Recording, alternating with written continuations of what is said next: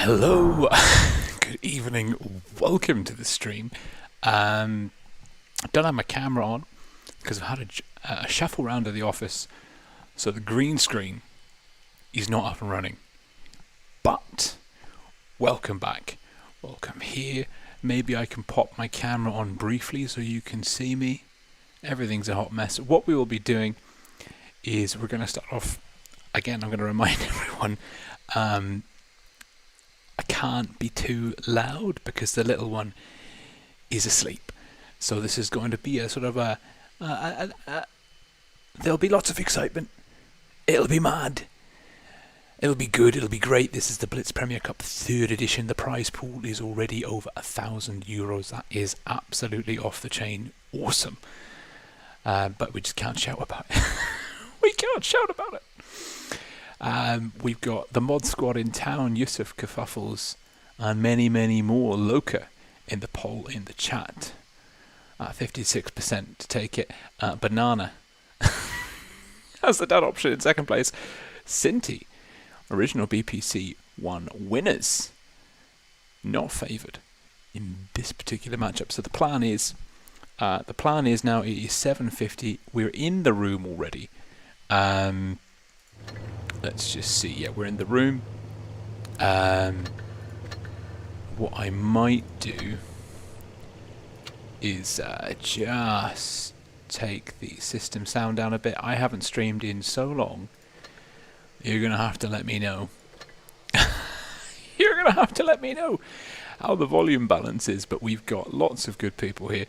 Shelter, Ominous, Arioka. So, without further ado, let us go and join the main man himself, Mr. Fujit. We'll ask him, are you ready? Just a kind reminder, we're running the stream on a 3-minute delay to prevent any sort of stream sniping that we might encounter.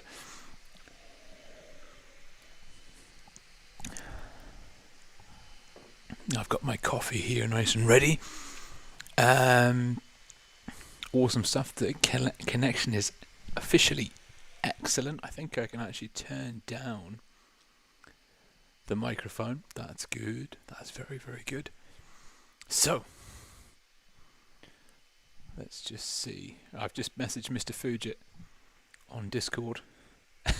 He's just tuning into the stream. Fantastic. Loka going into this one. We're in the third stage. We're down to the last few teams in the Blitz Premier Cup. I wanted to stream some of the earlier matches. I just wasn't able to due to some real life constraints. But we're here. For the later, the more meaningful matches. And, well, my goodness me, we are now in stage 3, day 1 of stage 3. It's going to be best of 7. We're going to start off with Serenity versus SNTY versus Loka. And then the loser of this match will play Val. So this, indeed, will be one heck of an evening. 2 epic best of 7s back to back. Very much looking forward to it. So I'm just going to dial into Fujit now. And you can hear me calling him. Hello, Mr. Fujit. Good evening. How are you, my friend? I am very, very well, thank you. I'm just going to ask the stream. Do let me know how Fujit's audio balance is. If he's too loud, he's too quiet, because he's got a lot of important stuff to say, and obviously we want to make sure that we want to make Sometimes. sure. Sometimes I would go on a limb and say most of the time. You're far too kind. I aim to please. I've just recapped everyone. I said I've been a bit out of the loop on the BPC 3rd edition. Matches will be starting in about, just over 5 minutes. So, Fujit, can you give us like a quick recap on the sort of the teams and their progress so far this season? Yeah, well, it's been interesting. I mean, the teams that we've got are, let's be honest, the teams we expected, with some notable exceptions. I mean, Vale came a little bit unstuck yesterday. To be honest with you, I expected them to go through. Reti played really well yesterday, and they went through. So, there are a few little snippets here and there. But for the most part, it's been what we expect. I mean, we're watching Serenity and Loka this evening. There's also another game going on, which is Jones in Raid. So, we expected these big boys to be there. What's been more interesting is the meta. So, yesterday, we've been seeing the likes of Val, for example, going incredibly heavy. Okay, Kuma doesn't like going heavy that often, and he's in Val at the moment. But even he was jumping into IS-7s and 60 TPs. So we're seeing a lot of heavy meta, which isn't surprising, to be perfectly honest with you, especially with the 60 TP being what it is, and now the team's the players getting used to equipping it to minimize that ammo rack. What I've also seen, and again, which has been surprising, is some of the experimentation that's going on. We're seeing Concept 1Bs. They are pretty similar playstyle to the T95, which you sent me an awesome replay on with, it was a cash cow. But it is a similar playstyle to that, mixed in with an E5, I would say. It's not the same, but it's pretty similar insofar as you've got a pretty good reloading gun, pretty decent haul down capability, and quite mobile to boot. I think that was the main thing. I mean, because the T125 and even the FV215B were dominant for a time until, we had new tanks introduced, but they were nerfed, and a lot of people were like, "Oh, it's the DPM." But I think what hurt those heavium tanks the most was the turret traverse nerf. It crippled them, and the tanks, the heaviums that now have it, are all collectors or premiums. It's the T95E6. It's the Concept 1B, and that's maybe the kind of the gap they're coming in to fill. Sorry, I interrupted you. Carry on. No. But what you say is exactly right. The E5 was for a long time a staple, and now you very rarely see them on any team. And the reason for that, yes, okay, it's had its sort of super booster reduced by 50%, so it's not as nimble as it used to be. Its turret traverse has gone down, but more importantly, its reload went up.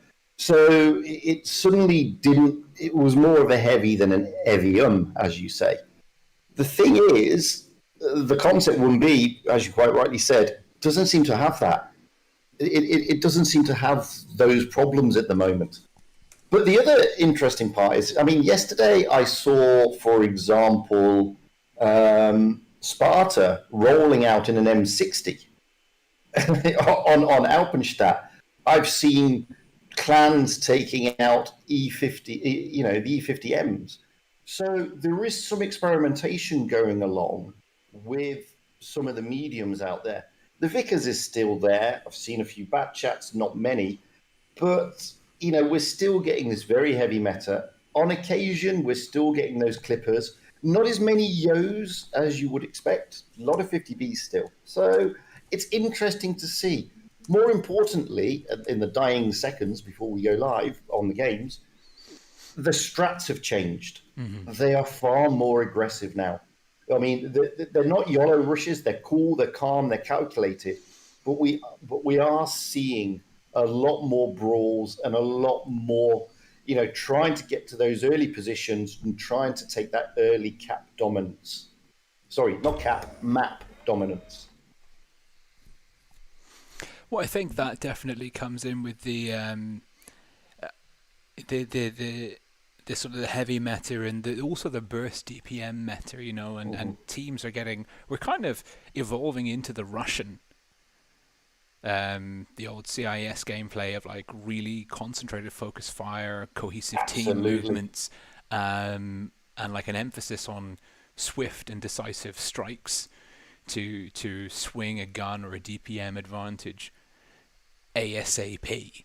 And I think that's, I've always said, the tournament meta is like a bellwether. It's indicative of the state of the game, and I think that's really where Wargaming are trying to take Blitz to differentiate it from the other IPs they have. They're trying to make it more dynamic, more fast-paced. At least that's been my impression of what they've added to the game in terms of consumables and tanks. So yeah, I'm super I am super excited to see these two teams. It looks like everyone's ready. I see you've got your spectator camera, and we've got a minute to go. I will be moving in shortly. So let's see. But this is I'm back in the commentator seat for the first time in I don't know how long. So fingers crossed that it goes well. Thank you for the really good overview and quick recap, Fuji. That is greatly appreciated. We're going into this best of 7. Serenity. It is Serenity, isn't it? SNTY. Yeah. Oh my god, I've even forgotten. I can see the tag, but I forgot the name. It is Serenity versus Loka. Best of 7. First team to 4 victories will take it. Black Goldville, New Bay, potentially Port Bay, and maybe even a tiebreaker on Canal. And we can now see the lineups for the first time this evening. And it is Serenity with a super heavy lineup. But they're bringing the only light tank. And we might load into the game. We might load in any minute now. Loka, all heavy. We're looking at quadruple IS-7, triple 60 TPs. And we have dropped in 20 seconds late. Serenity, red team, south spawn, taking aggressive positions. And let's see here.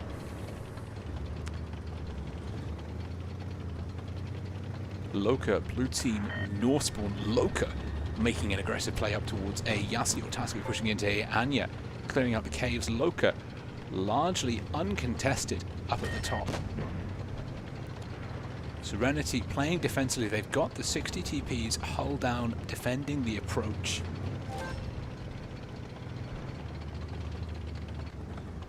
That's going to be interesting. Okay, I've just worked out why I couldn't jump from one tank to another. It's because the controls on my USB keyboard don't seem to be working in that manner. But we can see here the Goat and Plat 7 hull down. They've got Alfarito off to their right, and we've got 3 very good holdout tanks now. It's a cap lead to Serenity red team. They're on a slight hit point deficit for the time being, but it's really not that much of a problem at the moment. And if Serenity can cap off B, they will be absolutely laughing. De Silva Sexo in the IS-7 capping off B. Red team now pushing in that hit point or the cap lead advantage, and they've closed the hit point gap.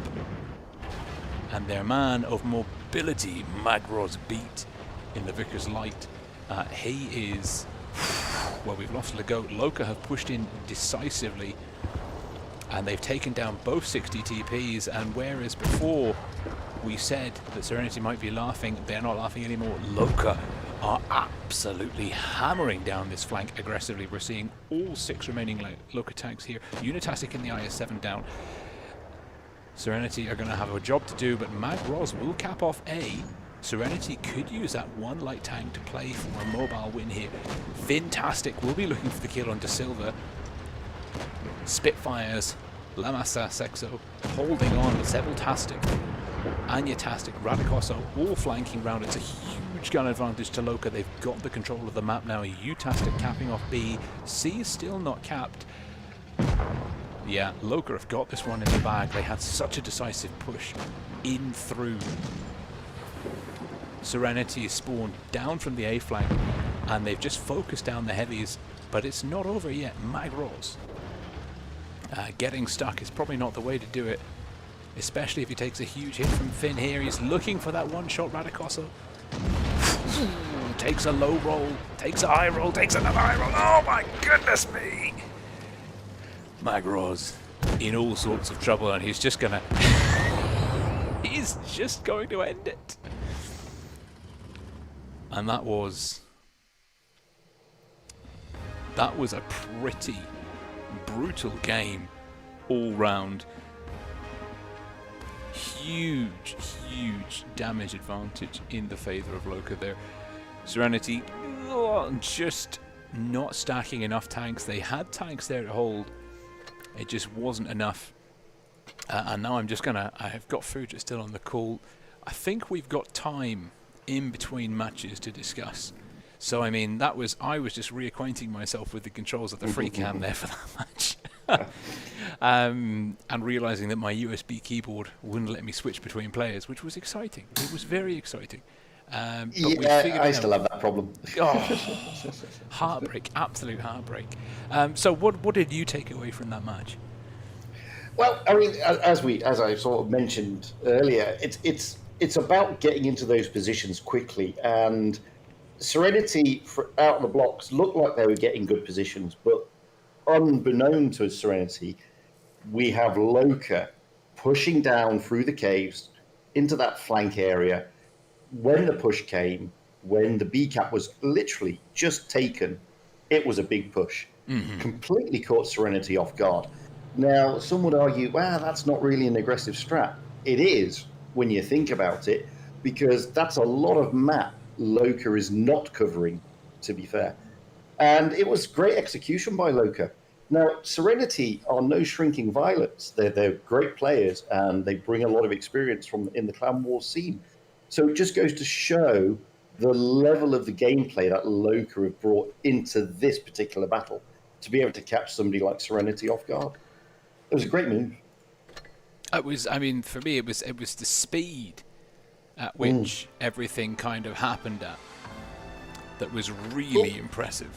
Yeah. Let's see. I'm just going to try. I've got people telling me the volume's too loud in the game. So let's go. And we are back in now, and I have loaded in time. We've now got Loka, blue team south spawn, up against Serenity, red team north spawn.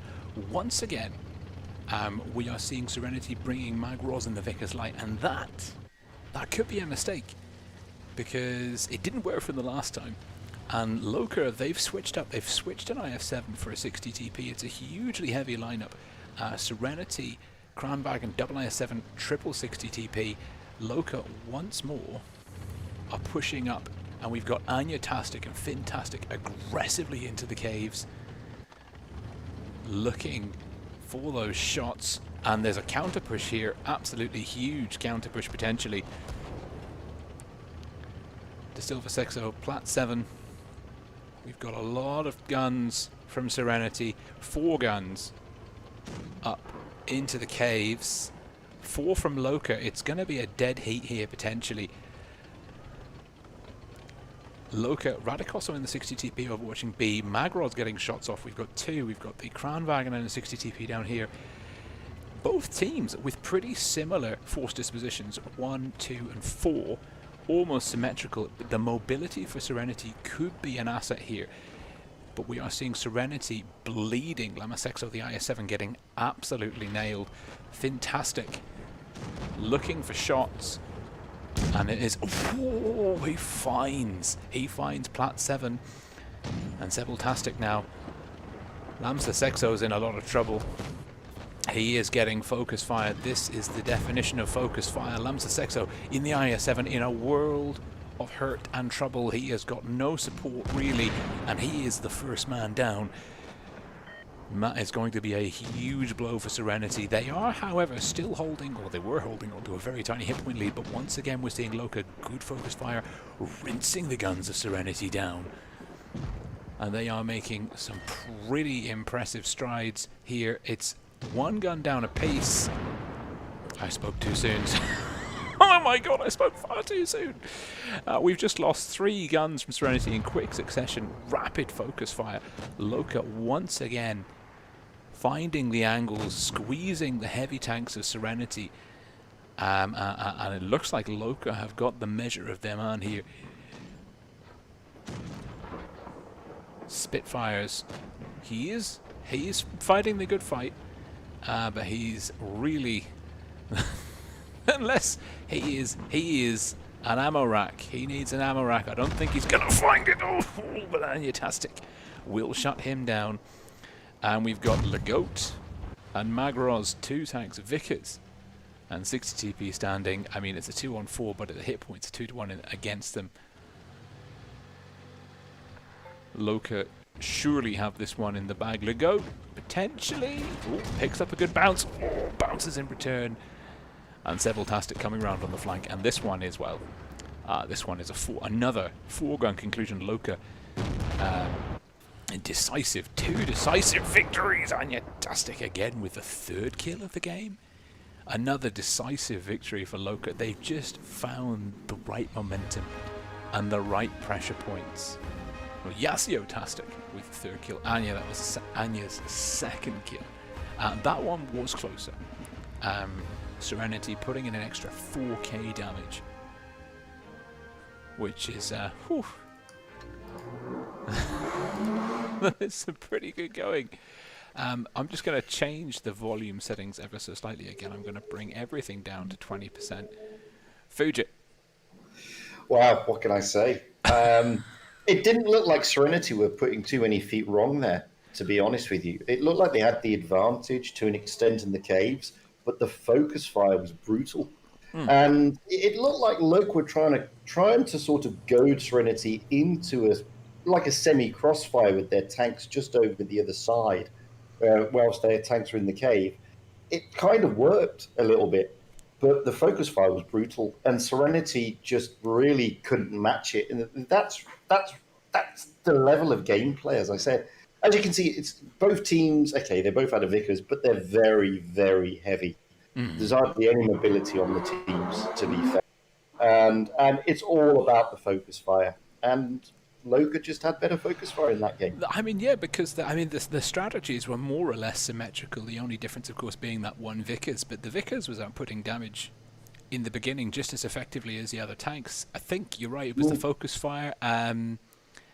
Lamassa in the IS-7, maybe a slightly bad position. I'm not sure how Loka was sort of able to get such a big advantage.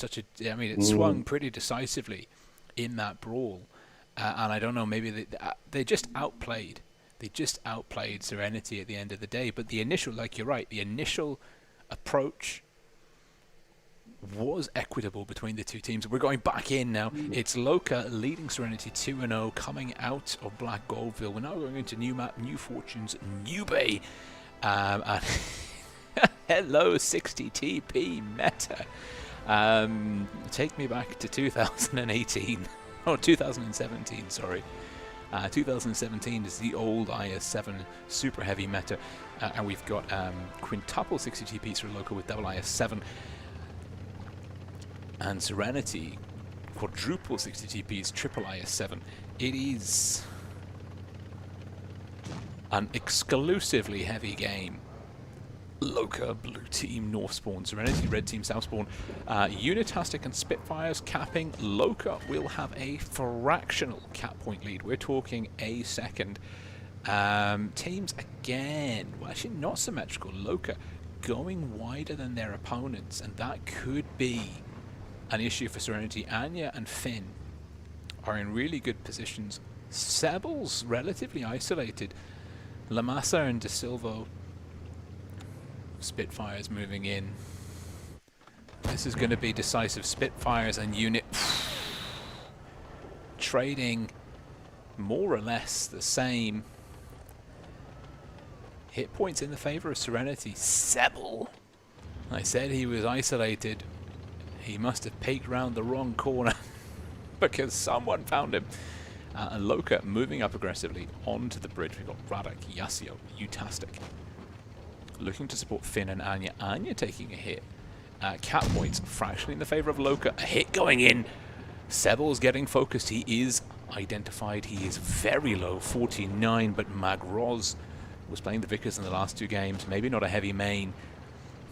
It's a good 2k HP lead, 3k HP lead for Serenity. A lot of HE shots going. Utastic coming around to insulate Sebel. Alfarito looking for the kill shot. Won't get it. Might take a hit here from Utastic. No, Unitastic, sorry.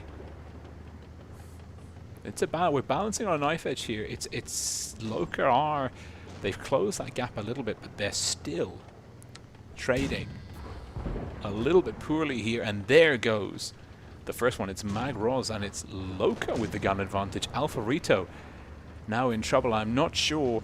Sebel is coming round. He's going to wait for the shot. Alfarito's looking for that. He's looking. He's got to take a shot. He does. It's a huge max roll for 750, but I think Serenity are in trouble because they are losing guns and they are not clearing any, and the hit points have swung, and Loka have done it again. Sebel staying safe. De Silva now 1-on-2. De Silva might be able to take Uni, but he's going to get burned down by Yasio. Sebel still hanging on with the 49 HP. Anya is down. It's a 3-on-6. You don't see this coming back for Serenity potentially. Loka, they've proved they've got the expertise to pull. Sebel finally down to De Silva. It's a 3-on-5. But again, the hit points have just swung so dramatically. Legoat. Oh! Legoat taking a big hit. Radicoso looking for an HE roll into Legoat. He's going to be rotating that turret round. Legoat, does he get round the corner before the reload? He does!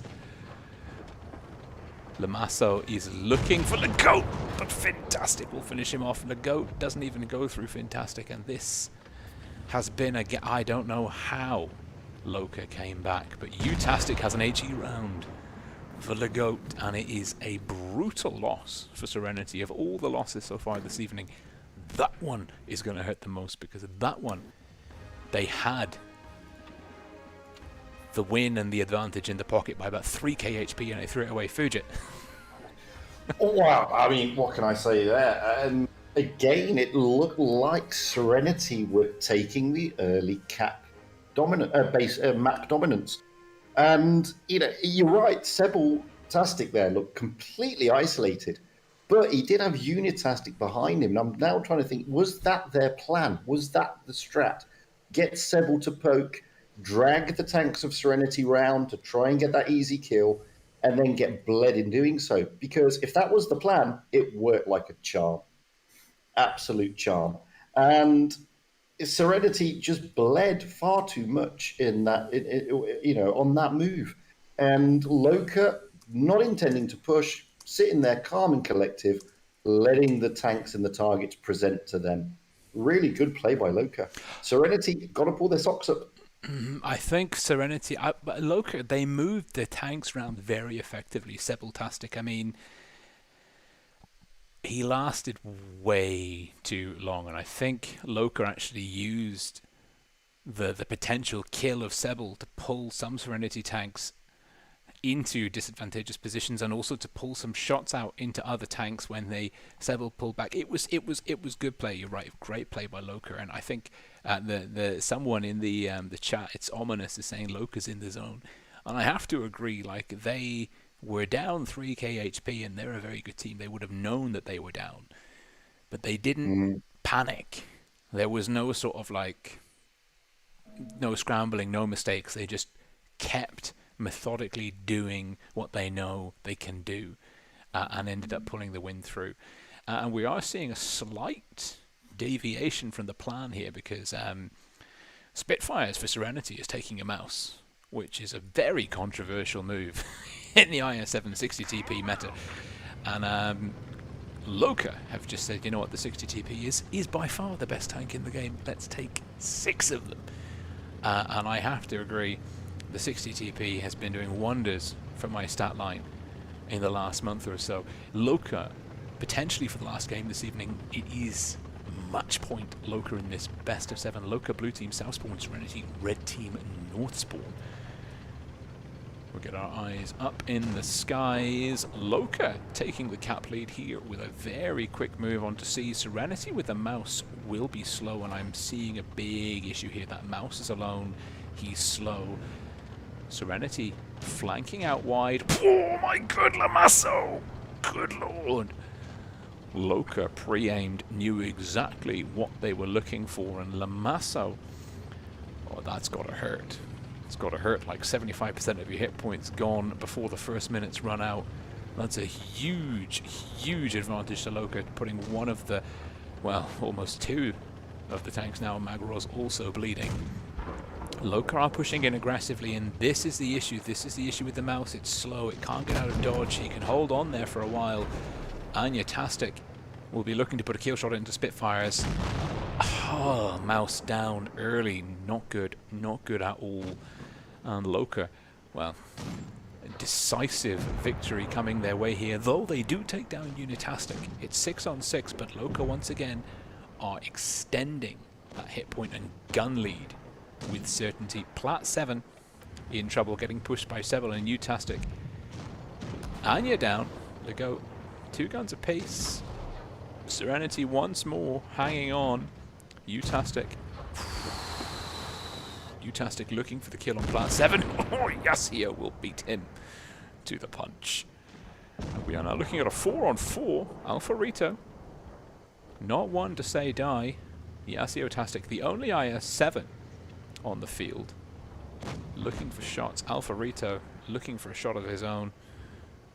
Will take a HE shot, maybe. Oh my goodness me!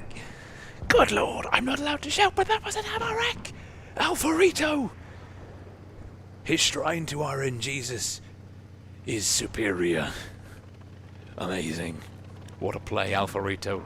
Buoyed with a big, big, big hit point pool. Looking for Radicoso. We'll take 590. Oh, we'll bounce! No! Oh, Lego, covering for Alfredo. Will Serenity put a point on the board thanks to RN Jesus? Oh, it's a low roll.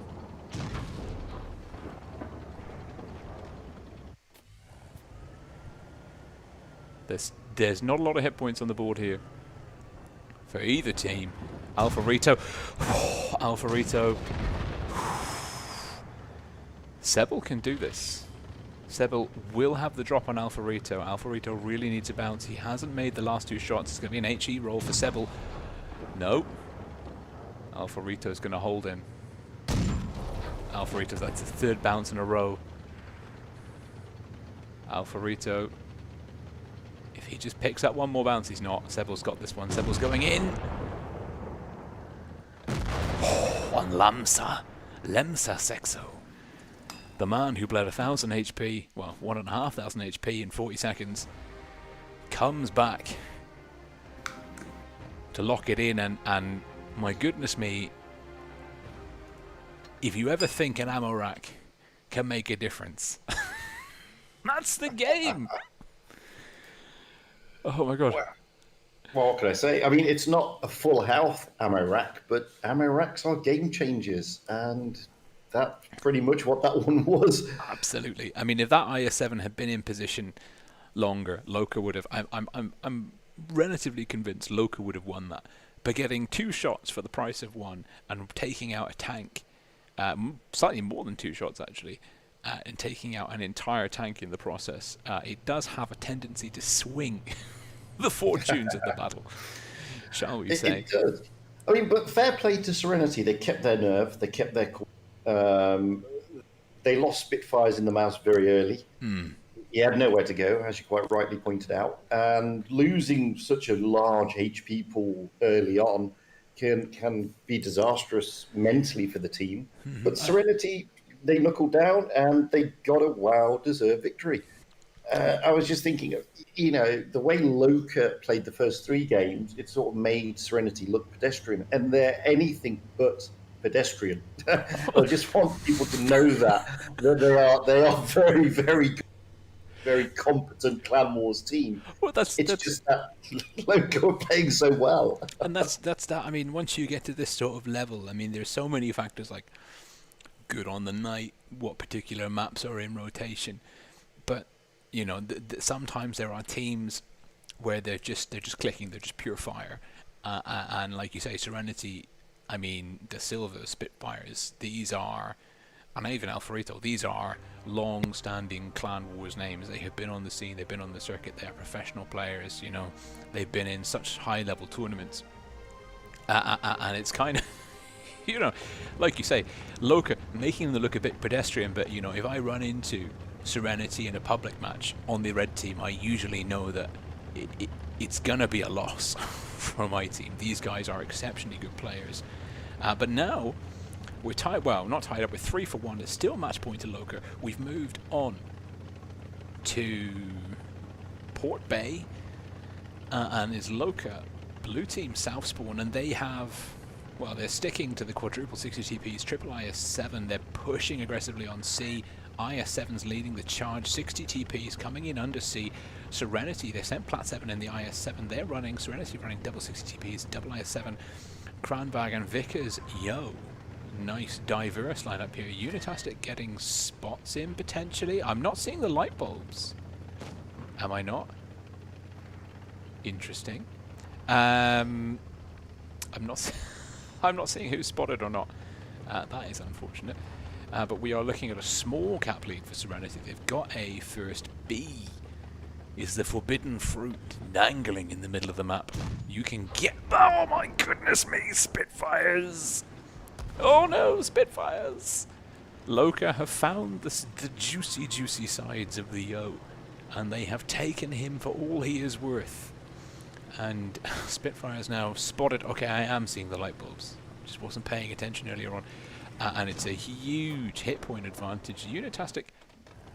I mean, he can afford to take a few hit points here and there. He doesn't have any support though. Loka counter pushing in through the city. One big blob moving round. Unitastic in quite a nice position because he can just run in towards his team as they move towards the B area. Looks like. Oh no! He can run. Might not be the best idea in the world, and Spitfires will bounce. Spitfires misses. The goat. The goat loading up, chambering around. Boom! There goes Uni. But Magrol's being punished in the Vickers, crossing in the open, looking for shots on Utastic. Will find a small 300 roll. Pales in comparison. Plat 7 in trouble. Loka pushing into A. They've countercapped A. Serenity have countercapped C. B's also gone for Loka. Hit points neck and neck. Gun advantage to Serenity for the time being, but there's lots of low hit point tanks. De Silva and Plat 7 will not last the next 20 seconds for sure. There goes. Plat 7, De Silva manages to round the corner. Utastic down. This is still anyone's game. De Silva in so much trouble, especially because Anya will apparently not be able to pen a very easy shot. Sebel goes down. De Silva needs to put in a big round into Anya. 5-4-7. It's a low roll. Anya won't miss this one. We're looking at 5-on-4. It's a gun advantage. That's a huge roll from the GOAT. 60 TPs swinging. Hopes and dreams. Anya bouncing. The GOAT making the move. The GOAT smelling blood in the water, saying that IS-7 is my IS-7. Good night. Anya-tastic. And from one ammo rack to the hopes and dreams of Serenity ascend. We are seeing them squeezing B, countercapped by a very healthy Lemsa in the IS-7. It's now a 5-on-2. Only a fool would discount Loka at this stage. Finn is 1 kill, 1 shot away. I think Spitfires is going to have him pipped. Spitfires! The most valuable 87 HP you've ever said, and now it's a 1-on-4, 1-on-5, sorry. None on 5. Serenity! Are they in the midst of a reverse sweep? Good lord. That was... I am filled with excitement with the chances of comeback. I always say that at this level, the teams have multiple strats for these maps on each spawn. In that game, both those strats for both Serenity and Loka went out the window. They literally went out the window. And it turned to a game of attrition. And it was all about focus fire. And I mean, I could see what Loka were doing. I think Unitastic, I think he was meant to be the sacrificial lamb, waiting for the rest of the team to come around and catch Serenity on the hop at the C cap. It just didn't work. And he didn't get out of there quickly enough, and it sort of went slightly downhill for Loka then. They were well played for Serenity. They just isolated the tanks, chased them down, focus fired, took out the right targets at the right time, and persevered. Congratulations to them. Yeah, I felt so bad when I think it was Spitfires and the Yo bled early on. I was like, oh, this is surely the writings on the wall. But there, Unitastic he just left it too late. And Serenity, kudos to them. They knew where he was going. They had so many tanks pre-aimed, and he just, the IS-7 is split seconds from getting off that sort of hill down into the city with rejoining his teammates, full health. But no. I mean, like I said, I think Unitastic was expecting something different. I'm just seeing in the chat, Hollow Dark Purple is saying he's a very good player. He is a very good player. He's a great player.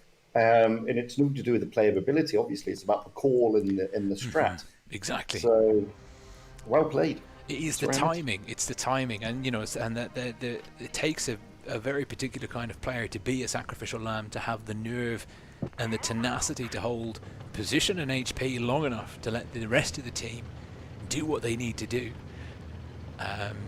But someone's got to do it. Someone's got to do it. Now it's Loka leading Serenity 3-2. Loka blue team north spawn, Serenity red team south spawn. Loka same quadruple 60 TPs, triple IS-7s. They're sending Unitastic again off towards C, but they're stacking A again once more aggressively. Utastic, Yasio, Sebel, Radikos, Anya, Finn,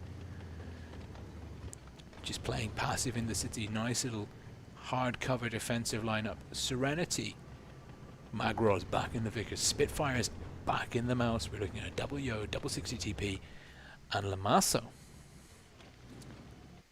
in an IS-7, and he's been spotted. No hit points down, hit points neck and neck, slight hit point advantage to Loka, and that's probably because they're not running a Vickers. The Vickers, Magros beat the amount of mobility for Serenity. The only light tank on the field, the only player we've seen play anything other than a heavy tank for this entire series thus far. And he is probably about to meet Unitastic in the IS-7. They've both been spotted, mutually spotted. Magros, all Unitastic is taking that as his cue. He's saying, hello, yep, I can go toe-to-toe with the Vickers. Thank you very much, please. What we might see, though, is a mistake here from Serenity, is if they rotate too many players away from that AB area, And Magros is going for C Unitastic. We'll get a very nice near 500 roll into the Vickers. That's not good. Well, I mean, it's great play from Unitastic. It's not good for Magros. Serenity are rotating, but Legoat's been spotted. And we might be seeing some movement here from Loka. Potentially. We are seeing some movement. We're seeing Utastic. We're seeing movement in the opposite direction. Loka are actually going to slowly pull back and rotate out to support Unitastic. Legoat now going for the cap. At 60 TP. Nice angle on the hull. Very heavy. Obscured by that rock. Hit points neck and neck. I mean, Magros took a big hit earlier on. But Serenity just slowly chipping away at Loka. And Loka, well, they've pulled Uni and Utastics back away from the C flank. They're now going into A. We've got Sebel on A. Well, that's a nice camo. That is a nice camo indeed. Anya, what? Anya, where are you? Where are you, Anya? Why can't I find Anya? What's wrong with me? Oh, my goodness me.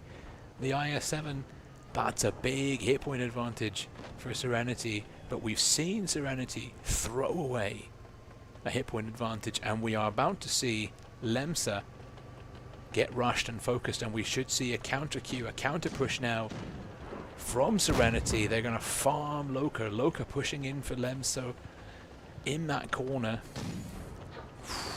Utastic bleeding. I think Serenity could be quite happy to... Ooh, Serenity doesn't find it.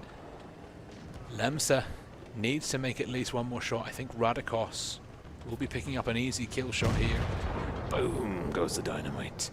Loka with the gun advantage. That hit point advantage. Oh, Alfarito! Loka are just... They've got their finger on the pulse. They are executing. They are swarming over the enemies. But there goes Anya. Guns neck and neck. Hit points very much close tied. I think Loka would be my favorites to take this one. Alfarito will low roll. Well, mid roll. But Yasuo potentially with a nice kill shot here. Good roll for an IS-7. Loka squeezing, closing. Serenity not aggressive enough on that counter push. De Silva Spitfires, and this is the issue with the mouse. It's just slow. It doesn't have the good DPM. Spitfires has to land this shot. Will take a big... Oh no! Oh no!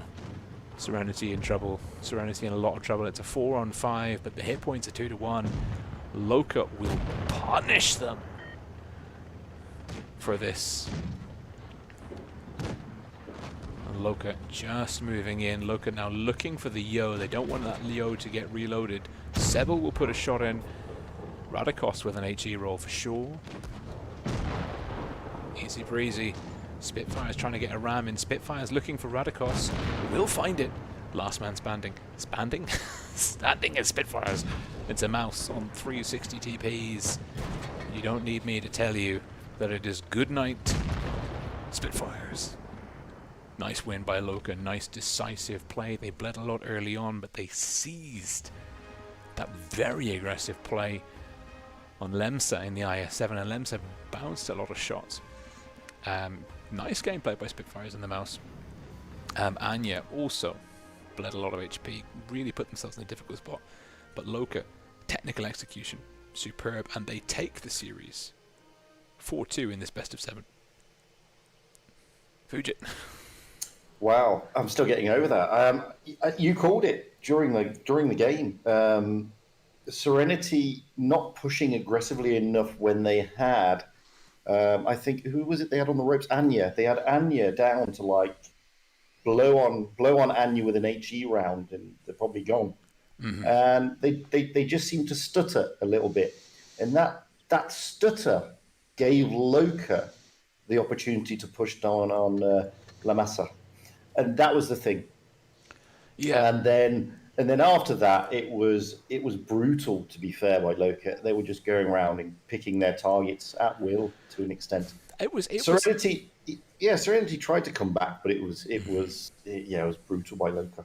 I think, I mean, what I liked from Loka was the decisiveness. They said, okay, Lems is in the corner, we're bleeding, but we're just going to commit. And they did, and they flushed out Lems. And then they were like, okay, who's closest to us next? And then they flushed out the next tank, and then the next tank. And they left Spitfires and the Mouse till last, which was, I mean, that's always it's a simple thing, but it is the correct call. Leave the very, very healthy, very, very difficult to pen sometimes Mouse alone, with this relatively low DPM and definitely slow as hell characteristics, and focus on everything else first. It was Loka deserved to win that one, and Serenity played very well, but it was just such a mistake being too passive on the counter push. They left it way too long. Yeah, I'm just because I've got the stream running as well, so the delay is sort of catching up. And Anya was on 96 hit points for over a minute. For over a minute. You just have to look at a tank with that.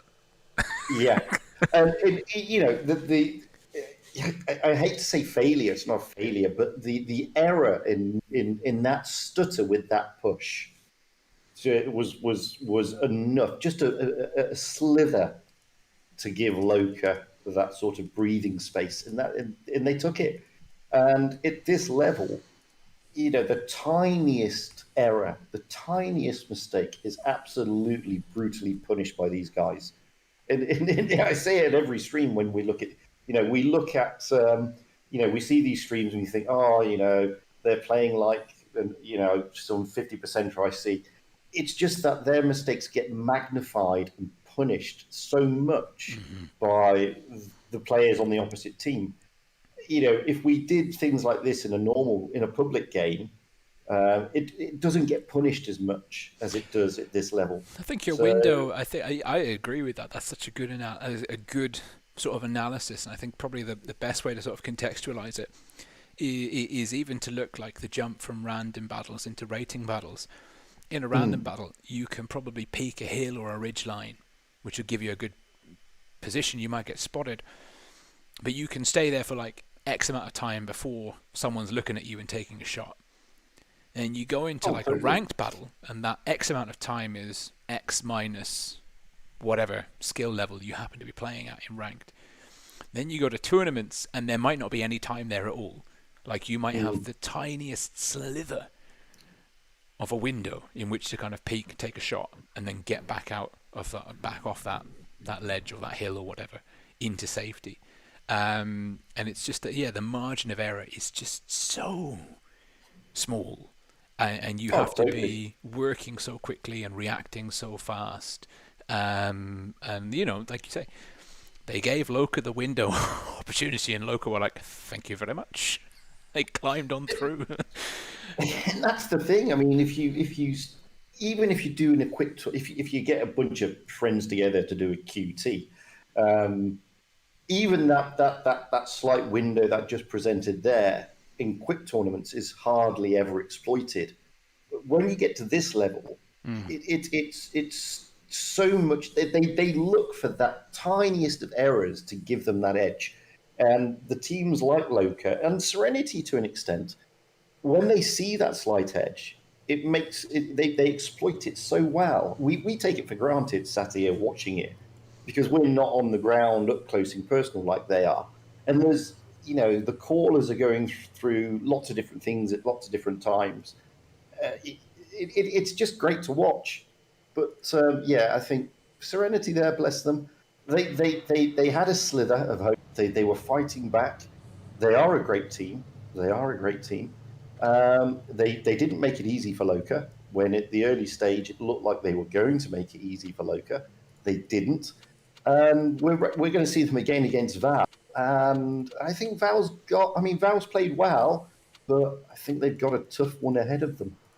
So, I mean, because the first two games where Loka were so dominant, and then obviously Serenity, they gave a good pushback, and I think they can be proud of this sort of series and performance overall. In terms of the performances so far through the tournament, I mean, how have Val been looking? I mean, I streamed them last night again, and they were playing very well, but Vale made a lot of errors. They weren't firing on all their cylinders yesterday, and Val exploited that. However, they did come a cropper against Reti. So they lost to Reti a couple of times on Halas. Then they absolutely dominated Reti on Desert Sands, and then lost it in the tiebreaker on Rockfield. So Val have the capability to play some very, very good strats, and they're incredibly heavy. I mean, talk about 60 TP meta. I mean, last night they were taking sort of 5 60 TPs and 2 I7s, which is shocking because Kuma from the north is in Val. not the most renowned heavy. I mean, I remember Kuma from the Finnish clans, and he was like, this is back like a couple of years ago, and everyone was running like, like these really kind of cheesy, heavy strats. I think it was Win were like, yeah, we're going to take 50 Bs and bat chats. Yeah, it's as you said, it's a very heavy dominated meta. It has been very heavy for the clan war scene for quite a while now, but the 60 TP, and I have to throw it in there, the recent buff, well, I say recent, it was like 2 patches ago, of the IS-7 has changed that tank remarkably. I mean, that was not, I mean, teams were using it last season, a couple of seasons, every now and then, and people were scratching their head. Now, IS-4s are out the window because it's had some nerfs, and the IS-7 is now a mainstay. So we know it's got the trolley armor. We've seen the amount of bounces it can push off. It's got decent mobility, and it's got DPM to boot. So I'm not surprised that teams are taking the IS-7. And it's pretty formidable 60 TPs in IS-7 lineups. It's a lot to get through. They've got the speed. They've got the speed. They've got the armor. They've got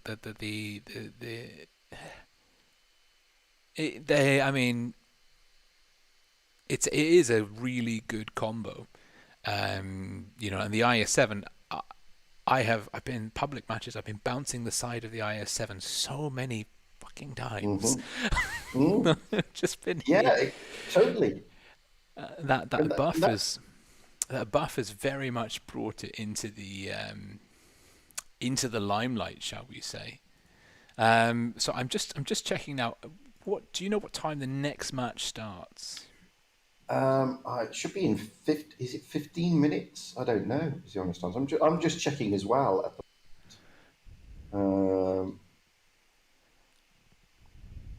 we are going with Serenity. At 9. It's at 9. Yeah. Right. So 15 minutes, give or take. Very good. As we've got 15 minutes to spare, do you have any replays we can whack onto the stream? I think. Why didn't you stick that 60 TP of yours up? Because we've had an update. I think. I recorded it the other day. I think it's still working. Let me just check before. Don't you check? I'll check. Because I've got the game loaded as well, obviously, but I'm not streaming. No, it still works. All right, let's go then. This is me. This is me in a replay. Anyway, this is the one from Mines. Happy days. So I'm very much looking forward to seeing Serenity play against Val. I mean, I know Loka are one of the teams to beat at the moment on the EU server.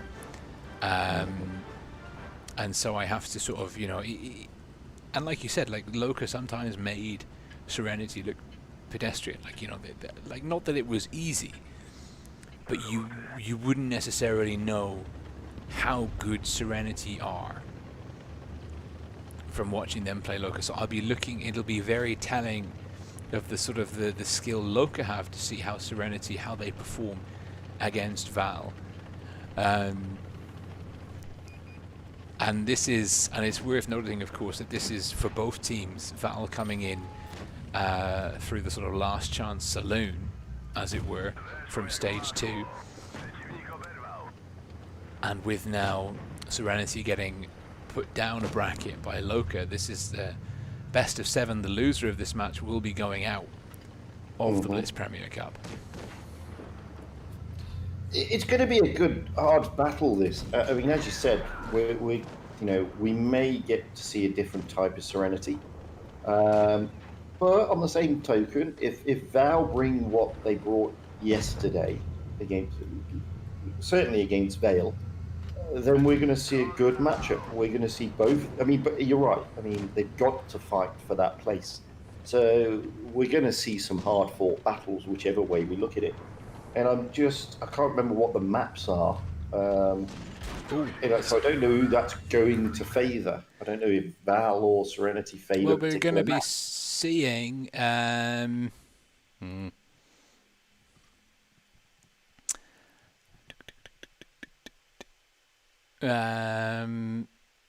It's been edited. Yeah, I'm struggling to find it. Oh my goodness me! I'm looking at Serenity versus Val. Yeah, it's going to be Winter Malinovka, Middleburg, Yukon, Rockfield. So. That's interesting then, because Val, to be fair, Val were outplayed by Vale in the opening round of Winter Malinovka last night. Vale made some mistakes in the second game of Winter Malinovka, which gave Val the opportunity to come back, and they took that opportunity. So that'd be an interesting one. And they also dropped the ball against Reti on Rockfield. So maybe not their strongest of maps. So it'd be interesting to see how they cope with it tonight. So for which team is that the not strongest of maps for? Val. And I mean, so Serenity are sort of like on paper going into this one as the favourites then anyway. I would argue that, yeah. Considering the map choice, it wouldn't surprise me, however, if Val has taken some time to obviously get out and do some training. They're going to change their strats anyway for both the maps. But some clans, some maps they gel with, some maps they don't. And yesterday, maybe, I mean, it could be being a bit harsh. Reti are a very aggressive team, and on Rockfield, they were very aggressive on the A cap, which kind of took Val off guard. I mean, ironically, Val had great positioning over the A cap area, and it was sort of even Stevens guns on the battlefield, but they completely dropped the ball when Reti made the push, and it was very early in the game. It's like the first 30 seconds of the game, to be honest. And then it degenerated into a brawl, and then Val was sort of playing catch-up against Reti. On Winter Malinovka against Vale, especially the first game, again, I don't think they were prepared for... They were too aggressive coming through, and they weren't prepared for the counter-push, so to speak, from Vale. It caught them off guard. And Vale managed to get very early map control on the first game in Winter Malinovka. But if Val had gone away and reassessed those maps, then we could see a different Val. As I said, in the second game, they played a lot better against Vale on Winter Malinovka, but Vale did make quite a few errors, to be perfectly honest with you. Like I said, they didn't look like they were firing all 4 cylinders last night. Whereas Serenity, I've not seen them on either of those maps, but I've seen previous tournaments with Serenity on those maps, and they seem to be comfy with those maps. So obviously the meta's changed a little bit, what with concepts, etc., etc. But on paper, I would say that Serenity may just have the advantage psychologically, let's say. And so in terms of what's your sort of if I can trouble you for a prediction score line? I reckon it'll probably go to tiebreaker, because the reason I say that is because, as you quite rightly pointed out, we are going to lose one of these teams today, and Val are not going to give up the ghost easily. They're going to fight tooth and nail. They've got a very strong lineup. They've got some fantastic players who bring in a load of experience. Okay, it's a particularly newish clan, but just because it's a new clan doesn't mean to say that the guys are Muppets. They are incredibly experienced players at Clan Wars and at this level, playing played a lot of seasons. They may not be fully jowled yet as a team, but they're still going to be formidable. And they're not gonna want to go out of this tournament. Serenity, on the other hand, well, they're going to be slightly disappointed with their loss against Loka. That's going to weigh on them a little bit. They're going to know that they basically made a rod for their own back, and they're going to want to go through as well. So I think it's going to be a really hard contest. I hope it's going to be a hard-fought contest. I can't see any of them shirking, to be fair. I think, I mean, based on that, because that's a pretty detailed analysis. I think, I mean, and you know me, I love a tiebreaker almost as much as I love a reverse sweep, to be honest. But I mean, technically in a reverse sweep, you also do get a tiebreaker. So the reverse sweep is like the cherry on top. But no, I think that's quite a fair analysis. Well, the room's up now for Serenity versus Val, and I think we can probably take. I want to take this moment to speak to the audience at home, just sort of saying, this is the third iteration of the Blitz Premier Cup. I've been a bit on the back seat of this one, in terms of like the organization and whatever. But we've got such a good group of people now in the crew. And a really good sort of split of roles. We've got fundraising, management, artwork, like the whole, like a proper little committee of mini executives getting everything done.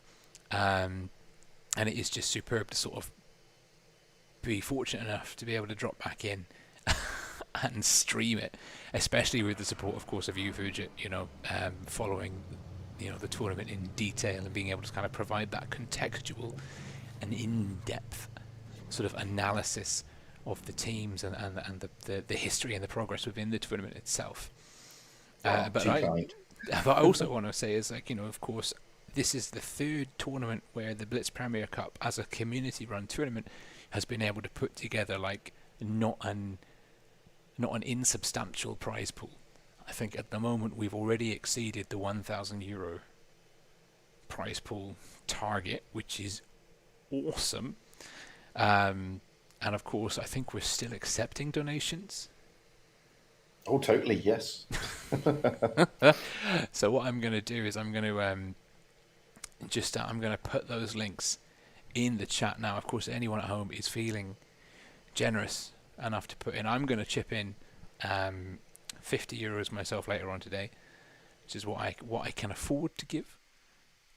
So, but I'm going to put those links in the chat now, just so we can kind of push the prize pool up. I'm a firm believer in elevating Blitz as an esport, especially through the good structure that's being developed by the very talented people running the Blitz Premier Cup at the moment. Now, let me find the blooming sponsorship links so I can put them in.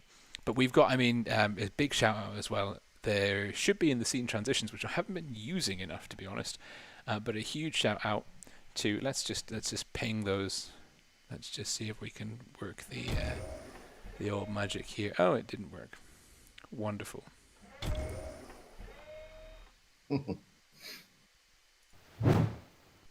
OBS is.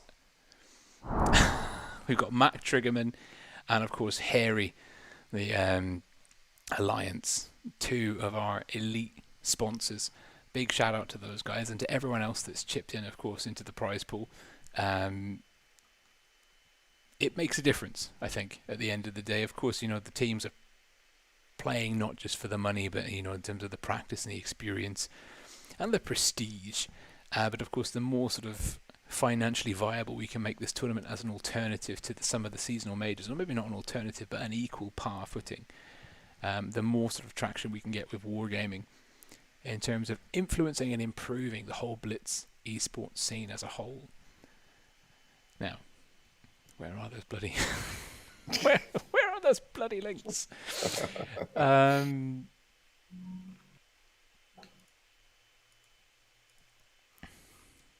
Yeah, I just want to chip in there. I mean, I donate before the tournament started for the same reasons, not to obviously bump up the prize tool per se, but to try and attract the community, because as you rightly said, this is the third iteration of this community tournament, and it's just getting better every iteration. It's getting more organized. It's attracting. Hopefully, it's attracting more teams to come in and wanting to play. And a lot of these teams are taking it incredibly seriously, and they're not doing that for the prize money. They're doing that also for the prestige. So it is. I would say it is the premium cup for the EU server community wise at this moment in time. It's fantastic. and I think that's, I mean, it is really nice to sort of see it. I think when we first started, I didn't imagine in my wildest dreams that we'd sort of be running it as a sort of a biannual. Is that the right way? Like basically running it twice a year, you know. And I think a lot of that is to do with the dedication of the people that are involved, which is, I mean, particularly while one's helper is, the man is just a powerhouse. I have got so much time, but also, you know, like the streamers, includes you, Fuji, and Noob Eater, and everyone else that's involved. And, you know, we've had some of the larger donors from the previous seasons have come on board into the management committee because they're just as passionate about Blitz as an esport as we are, and it's really sort of nice to sort of see the people with a shared vision and interest coming together and sort of really gelling as effectively as we are. Well, I've shared the links now in the chat. Predictions: we've got 39 votes at the moment in the in the poll in the chat. Val have got 31% of the votes, Serenity have got 33% of the votes, and the 60TP has got 36% of the votes. So, make of that what you will, I think. Well, if Val are anything like yesterday, then there's going to be a lot of 60 TPs on their side. Oh, so we'll see.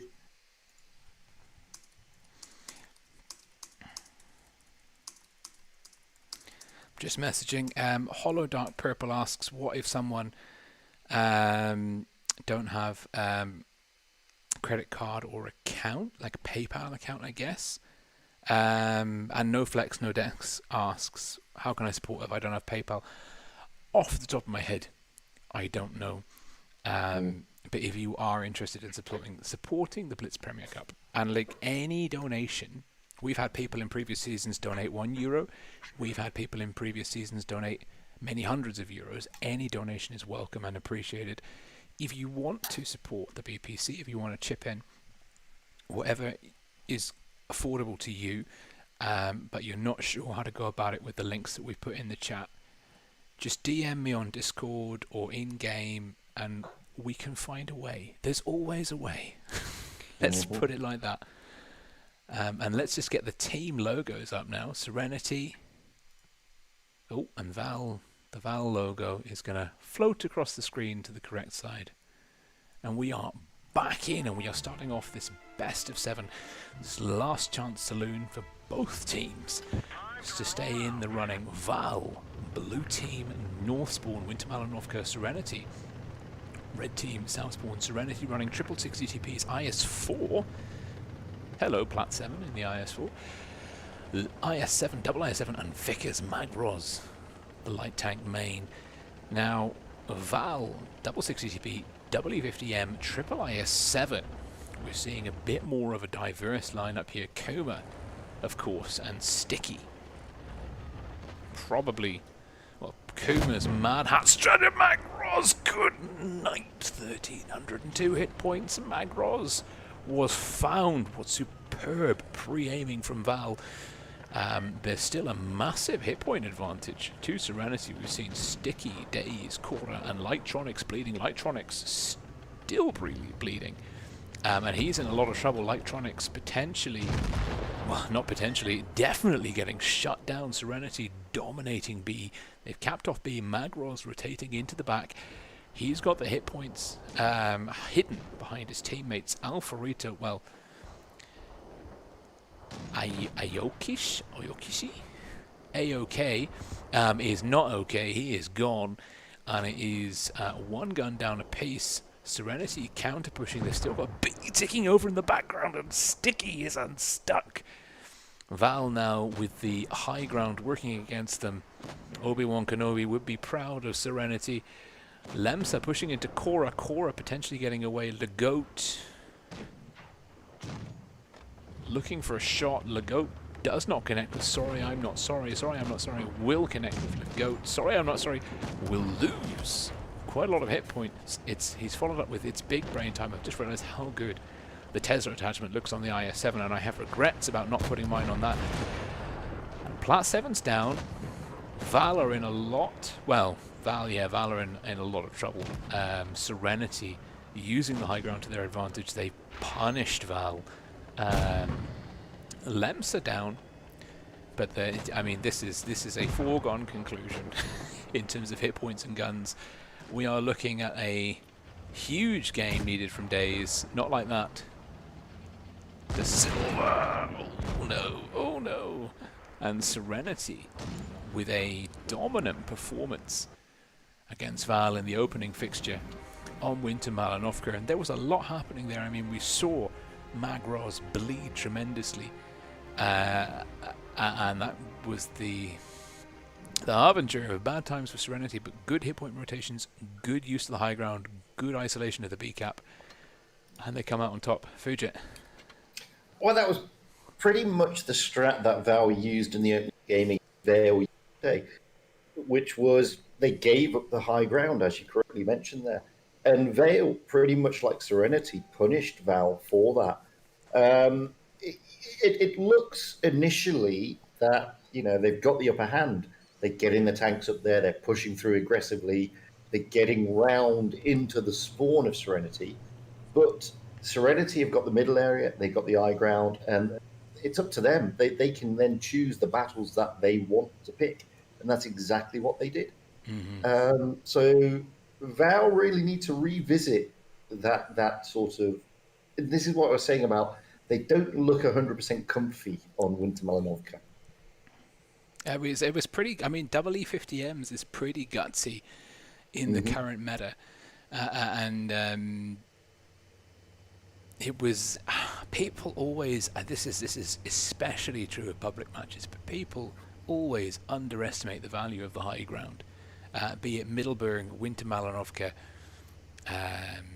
Normandy, those are some of the ones with the most asymmetrical elevations in the map. Especially with tanks like the IS-7, the 50 TP, you want to be fighting downhill, ideally. And it was superb performance from Serenity, but we're going back into Winter Malanovka. Swapping the spawns, Val, blue team, south spawn. Serenity, red team, north spawn. Just having a look at the lineups here. Double Yo for Val. They've dropped the 50. Well, no, Daze is still in the 50. Double IS-7, double 60 TP, 50 double Yo. They are mobile. Serenity, Magros still in the Vickers. It's a no change here. Double IS-7, IS-4, triple 60 TP for Serenity, red team. Magros once again playing pretty gutsy, but he's using the bush. He's got that soft cover, that camouflage. Plat 7 getting spots on Sticky. 745 Sticky going in for the C cap, and you can shoot through that window. It's tough. I'm not sure if the IS-7's tall enough to do it, but you can, and you can get shot through that window. That's worth bearing in mind. Cap lead Val. No one on A. Serenity. Think they're stacking Legoat, Alpharito. It's big brain time. Has taken a hit. Once again, I am really liking how the Tesla attachment looks on the on the IS7. That is a good aesthetic choice. Plat 7 taking a hit. There's Plat 7 and its big brain time IS4, IS7 respectively, doing a similar sort of role here, controlling or getting awareness, information, proxy spot or view range through the central city area between the B and the C cap. AOK pushing, I know that's not his name, but that's what we're going to call him. AOK pushing up. This is a key move here for Serenity. They're taking control of the corner. That's going to give them the angles and the map control, and I'm surprised Val haven't pushed. AOK still unspotted. Or maybe still spotted. Would have thought he would have taken a hit. C getting countercapped by Serenity. Plat 7 and Lemsa in. But Alpha Rito bleeding a lot. Ooh, Val were ready.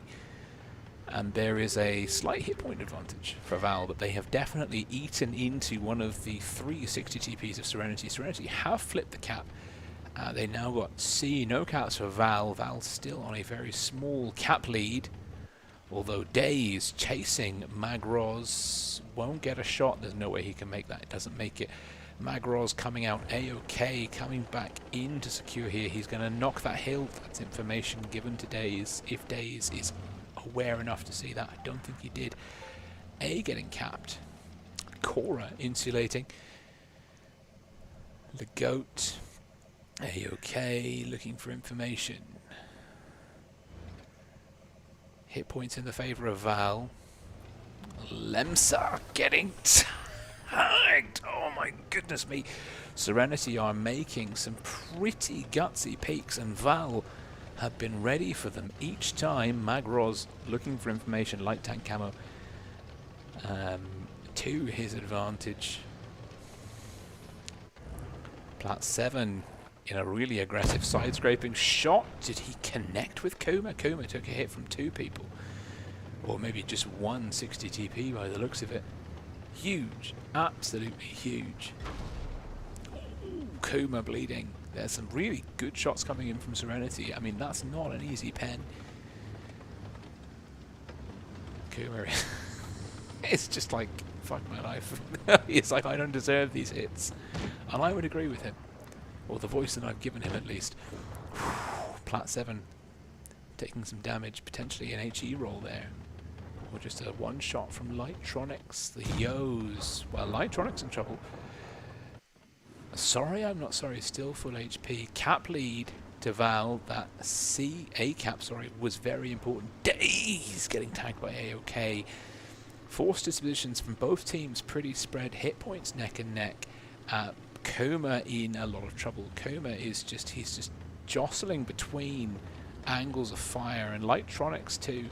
The position they're in is not good, and Kuma probably could be the first man down. And we are seeing a counter cap though. AOK making a good move. Sorry, I'm not sorry pushing in it. Looking to connect one. Oh, it's a two shot, yo. Interesting. Lower DPM, better burst damage. Magros coming in to support AOK. Cora and Kuma low. Cora's very low. Goodbye, Cora. And Serenity now taking the initiative. They've got the cap lead. They've flipped C earlier on. Looks like they're going to flip A. Sorry, I'm not sorry. Did need to make that kill. He's on a reload, but he doesn't have the DPM to deal with Legoat and Magros. He might be able to take... No, he can't take Legoat. He can take Legoat down to a one-shot. Oh, dear. Lemsa's down. But Kuma is super, super low. Sorry, I'm not sorry. He's looking for that ammo rack. He won't get it.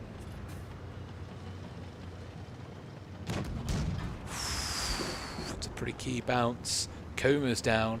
We're looking at a 5-on-4. Sorry, I'm not sorry. Holding on. Plat 7 down. 4-on-4. Two caps. Oh, there we go. Big, big score for Serenity. And it looks like Serenity will be making a great comeback on this map on the second spawn. De Silva gets a shot into Sticky. Sticky's on the reload. I think the Yos are a bit of a liability for Val here. I don't think they use them effectively. Alpha Rito doesn't connect. De Silva will pick up a nice bounce from Big Brain Time, and he's looking for a ram kill. You'll find it. And Serenity squeeze into a convincing win in a bit of a back and forth, multiple area brawl. Fujit, what's your... Wow, I mean, yeah, there were very subdued from both teams. You can see that both teams really not willing to turn over and give up the game yet. A lot less aggressive than Val. Their initial positioning was great, what with their 60 TPs and their Yos sat in their spawn. Not unspotted. Bless Kuma, he wasn't unspotted, hence the reason why he was getting smacked a bit. But when the move came, Val, they had tanks up at the A cap, up at the C cap, but very light down at the A cap. And that was exploited by Serenity. And it's that what allowed them to sort of get themselves back into the game. For a long time there, Val did have the upper hand, and I really thought it was going to go for them. I thought, Val have got this. They're cool, they're calm and collected, but then they just, again, that little window of opportunity exploited, turns games around. It was definitely, and what I'm not so sure if it was like an individual fault, but I think Val, it was Kuma and one of the Yos were just in such a difficult spot. Serenity had multiple angles on them. They were hulled. They were like they could get into a position against one of the angles they were taking fire from, but that would leave them exposed to the other one. And the rest of the Val team didn't kind of counter that pinch on those two tanks. And what we saw, or at least what I saw, was a kind of the devolution into sort of like 2 or 3 separate mini fights, which were kind of separated from each other. And what we've seen from Loka versus Serenity is when you can execute those brawls, those mano ones, like more mechanically effectively, you can beat your man.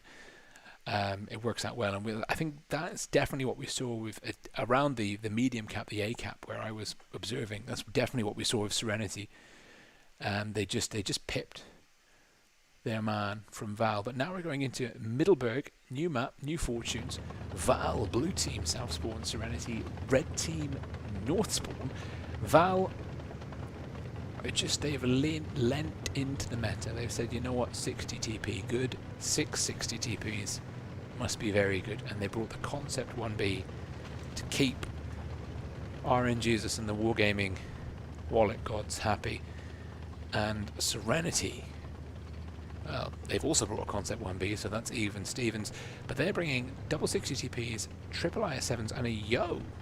So we're seeing Val going heavier, Serenity being a tiny bit more dynamic, and they're using those IS7s as the heaviums that they are. De Silva and Mag Roz with Spitfires to try and cap C, and there's some shuffling here, and they're going to try and throw off the shots, throw off the auto aim, but someone pulled out of the C cap. And Sticky taking an HE roll. C is capped. 260 TPs against 260 TPs. Hull down, head to head, back and forth. The Concept 1B Plat 7 from Serenity moving into the city. AOK holding on the flank. That's a lovely cyberpunk camo there. Both Concept 1Bs looking to play the medium, and now the Concept 1B Thunderbird is just the most hideous camouflage I've ever seen. But it's premium, so you've got to get it. Plat 7, much more subdued. Look at the gun depression. Look at the turret on this thing. It's just absurd. B is capped by Val. They're not completely out of the game, shall we say. They're slightly behind on cap points. They're slightly ahead on hit points. Serenity much more aggressively positioned on C, though. Val potentially separated. Sorry, I'm not sorry, with the Leafy Fleck camo on his 60 TP in the back, pushing up Val. This is going to be a very standoffish game. Of course, bearing in mind Serenity lead Val 2-0 2-0 in this best of 7 fixture. First team. Magros looking for a cross shot, looking for an ammo rack, will just bounce.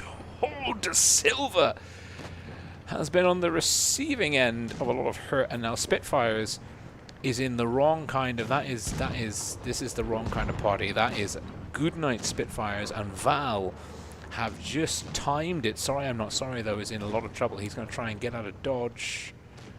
Plat 7 will be looking for sorry I'm not sorry, will find. Great connection. Long range sniper shot. Val will be looking to shut down Magros. Someone has a shot. Electronics has a shot. And the hit points pretty neck and neck, but there's a gun advantage for Val. They've got both caps, B and C. The 1B from Val, its big brain time, is up. Whereas Plat 7 is still down. Electronics in trouble. Alpha Rito's the call. Although I think it should really be Lego. I'm seeing a bit of a split here. We're seeing Cora. Ooh, we're seeing Cora and Koma go for Lego. Maybe that's a good call. Alpha Rito, it's a 4-on-3. 2 caps. Cap lead hugely in the favor of Val. Hit points in the favor of Val. Can Val throw this win away? That's the question. Alpha Rito looking to get out of dodge. Not sure he's going to quite manage this. Big brain time. Picks up a bounce. Locks in a kill.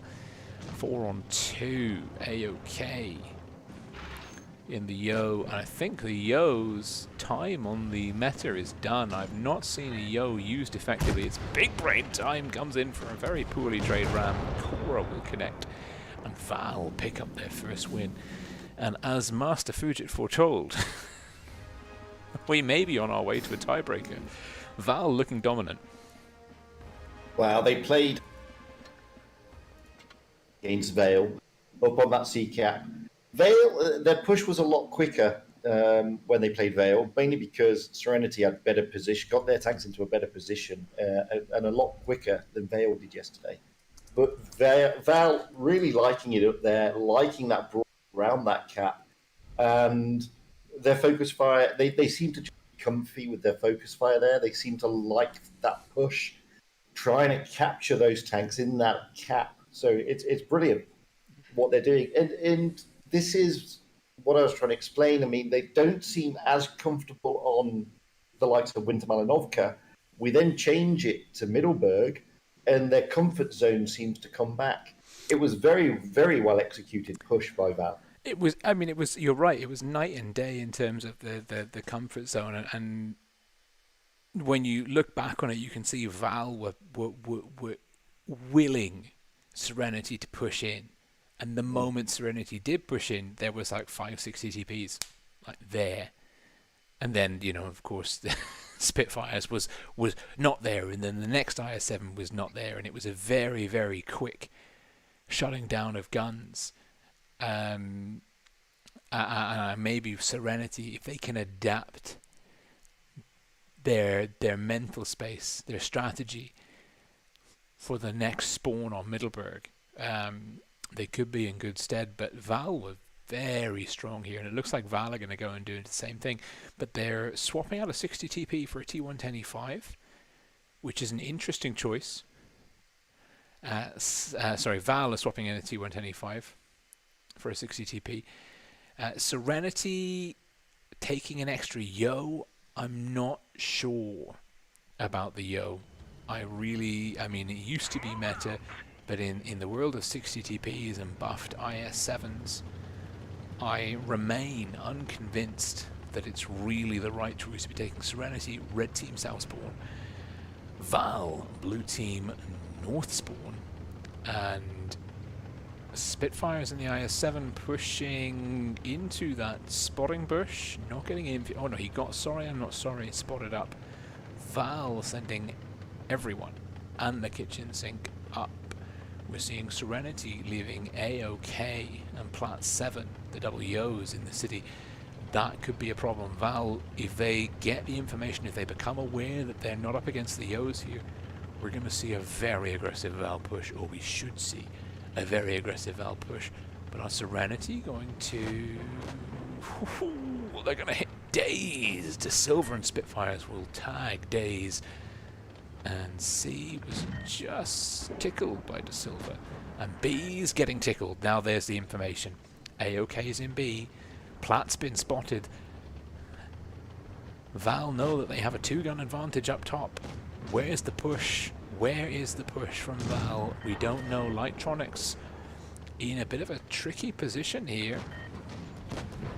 Nice reactive armor, and he's kind of getting in the way of Spitfires and De Silva. Val using that information, coming down, looking to... Does Lightronics have the kill? Big brain time. Oh, huge performance by Val. My brain shut off, and we're looking at a big gun and hit point. Well, big gun advantage. Hit points not so much, but it's a 2-gun advantage. Cora, he's in trouble though. He needs to stay safe. It's big brain time. Probably needs to insulate Cora. Plat 7 is looking for the free kill. Plat 7 with a kill. 5 on 4, but the hit points are getting extended. Sticky. Almost shut down by AOK. Alpha Rito denied by and Days, and Val. Well, it was a gutsy choice by Serenity to put the double Yos in the city on B.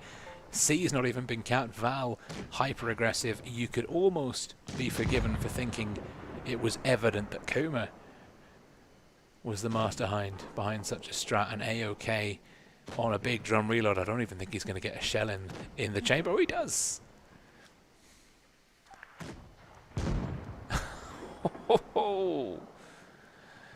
And Val, well, if they were comfortable in the first game, they were very comfortable in the second game. And they made the move. They saw the Yos in the city, or they saw 2 tanks in the city at least, and they just made the push. Bit slower maybe than it could have been, but it was effective and it worked. Well, yeah, I mean, totally. I mean, as a team, when you see the card sort of shining for your strat, because as you said, I mean, they sent all their tanks up, and as soon as they got that information that those Yos were not there, yes, the push was a little bit slow, but when it finally got there, great play by Big Brain Time in the concept, and Lightronics in the E5, who lasted a lot longer than he should have. I mean, reactive armor, a bit of luck, but also the positioning. They cut off those 2 tanks from C, like Lightronics and the T110E5 stopped or like slowed those 2 tanks down, which helped the rest of the team remove them from the field before they became like little hull down nightmares shielded by 2 Yos behind them. Really, absolutely. I mean, it was fantastic gameplay by Val. And 2-2, I mean, I was expecting this. They're much more comfortable, feel much more at home on this map. And you can see that. I mean, they just played that like a dream both times. You're spot on. Your prescience, your foresight on this fixture is genuinely terrifying, shall we say. Or at least it is very refreshing to have, such a concise and accurate prediction manifest itself. So going into Yukon now, quick recap. Oh, I've not seen either of these play Yukon. Yukon is actually a really tricky map strat-wise. I'm expecting I'm expecting basically B cap and A cap. Let's leave it there because we're going in. B cap and A cap. That's certainly what I've been seeing a lot of more in ratings and even in public matches now. That's where the meta is. Probably because we're going a bit heavier. D is a bit of a, you get the corner, but you don't really get the cap. And you lose a lot of time and HP doing it. Looking at the lineups coming in, it is Val, blue team South Spawn, rocking a quadruple 60 TP, double AMX 50B, and be still my beating heart. Days in a 907. I don't know why you take a 907, but here we are. Of course, Serenity on the other side, quadruple 60p, IS7, Yo, and a Vickers. And the Vickers may not long be on. Big Brain Time may not long be on this map as well. There's a lot of hit points going Sorry I'm not sorry is in trouble. Sorry I'm not sorry is in the most trouble. Sorry I'm not sorry is gone. He is no more. AM Extra Vickers, 2 squishy tanks off the field. Hit points in the favour of Serenity. Serenity have also picked up the B-cap coma. All those 50Bs. An absolute liability of an Achilles heel. Days having to rotate out. The 50Bs are gone. And Val have to squeeze Plat 7 and Alpharita. We've just seen 2 pretty rapid bounces. Lightronics looking for a shot. Plat 7. This is not good. Not good at all from Val. Serenity, though, making great calls. Great pushes. A-OK bleeding. Day is still pretty healthy. Day is the only medium on the field. Cora in trouble. Huge 50% hit point advantage to Serenity. They've lost B, but at this point, and at this sort of dynamic game, I'm not really looking for hit points. A-OK low. 3 shots in the chamber. Lightronics holding on. No, Sticky not able to come in time and shield. Sticky bleeding, bleeding, bleeding, bleeding, bleeding. Not taking the shot. Why? I don't know. He had one in the chamber. Did his fire button not work? A-OK down. Well, Serenity, I don't know, Val. We've come from such a comfortable team and strat on Middleburg to just a complete evisceration. Not a complete evisceration, but there's still 5 tanks here. Val just losing focus fire. Losing. Well, yeah. The hit points may be pretty equal, but at no point in that did Val really have control of the game. I mean, I can say that I didn't read that, and that there was going to be an 8. But I tell you what, Serenity read that. They saw that lineup, 250Bs and a 907, and said, you know what, guys? They're going the other way. They're going to D. Let's catch them off guard. Mm-hmm. Because you'd never send 60 TPs to the D cap, not normally. No. Well read by Serenity. The middle area, well, that was always going to be expected. There's always going to be a push through. But losing their big guns, I mean, if you're Serenity, you're gonna say, okay, I'll trade a Vickers for a 50B any day of the week. Absolutely. To be fair. And then you lose your second 50B, and you're in trouble. Well, I mean, the 50B, one 50B is not a scary situation. Make 2 of them together working in unison with a flank with good sort of damage and distance control can be an absolute nightmare. Losing both of them for very poor damage output so early on hamstrings the entire game plan. And now it is match point to Serenity going into Yukon. Val might be tempted to not take the 50Bs. We might be seeing a little shuffle here. And I think even the 907 was a gutsy call. So is the 113, to be fair. That's true. That is true. But Serenity are taking the mouse, and again, I'm not really seeing Serenity use the mouse effectively yet. I mean, that, to be fair, was versus Loka. So, I mean, these lineups, all heavy, but we're looking at various different flavors. Val with 460 TPs, Serenity with 3. Serenity bringing 1 Yo, 1 Mouse, double IS7. Val supporting their 60 TPs with double IS7, 113. Both teams treading some relatively new ground. Serenity, red team south spawn. Val, blue team north spawn. Val straight into B. It's big brain time. Well, sorry I'm not sorry I made a blind shot. Got him spotted. Alfarito Mag Roz spotted. B capped. Oh, lovely shot by Big Brain Time. Into Alfarito. Alfarito getting tagged. He's going to be hull down. Lovely position.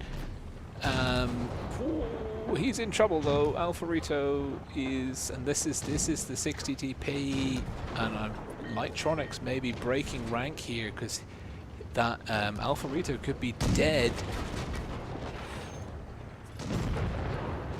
Aura down. We're looking at a hit point advantage to Val and a cap point advantage. Serenity coming in. Legoat sort of going up against its big brain time. No, he's coming into the back. Days getting focused via Serenity, squeezing their targets. Val chasing, and the mouse going down early on. Not the best tank to focus on. Magraw's in trouble. Magraw's down, but also so is Days. Val with the edge here for the time being. Can Serenity rally? A-OK on a drum reload. Sorry, I'm not sorry. Looking for De Silva. Doesn't get it. IS-7 coming in. A-OK doesn't get the shot. Coma and Sticky. Plat 7 will get a shot into Lightronics. Bounce is huge. Huge bounce. Legoat down. It's a 5 on 6. It's big brain time in the 113. He's put out quite a lot of damage. And he's still full HP. And Val... Well, Val made the read and they made the push. I mean, it wasn't a perfect push. There was a bit of split fire. But they've ridden out the storm. It's a 4 on 2, 4 on 1. And last man standing is A-OK. And he just does not have the DPM or hit points to deal with Coma. Sticky. Sorry, I'm not sorry. And it's big brain time. And Coma is like, hello. And it's big brain time. We'll be there with the final kill shot. Big turnaround for Val, and Fujit gets a gold star for predicting a tiebreaker. I knew Val would. But, I mean, I just want to... I mean, we've just seen the game. You don't need to analyse it. Great stuff by Val. But I just want to go back to something that you said earlier. The mouse. Now, the mouse used to be one of those things that you would stick in and, you know, it would last an eternity. With the 60 TP in those tungsten shells, the mouse is not as big and bulky and, you know, Krupp steeled as it used to be. And I think it's days and numbers, a little bit like the Yo, as you said. Mm-hmm. But Val's lineup, going heavy, taking those 50 out, taking that 907 out, certainly helped them this time. Yep.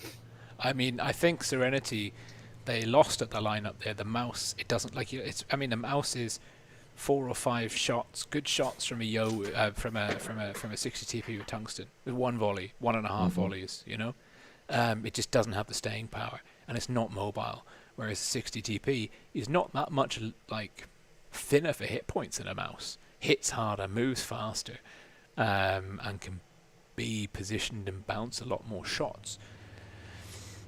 The 113, I mean, you said it was an interesting call, and I kind of agreed, but actually, like, the 113 was the natural counter to the Yo, and in a sense, that kind of troll armor, the speed, and the DPM, plus with the gun handling is not too shabby either. I mean, that's the nail on the head. I mean, everybody forgets the DPM on that thing. It's fantastic. Yeah, and he pushed out almost 5k, and it's one of the things where it's a bit of an awkward tank to shoot at. If you've got something else, you might shoot at something else. But that's the beauty of the 113, is it's like, okay, leave the high DPM tank alone. Great. So, we now go into a tiebreaker on Rockfield. Oh, everything to play for. The loser of this match knocked out of the Billets Premier Cup. The winner advances into the top 4, the semi-finals, shall we say. Val, Blue Team, Northspawn, Serenity.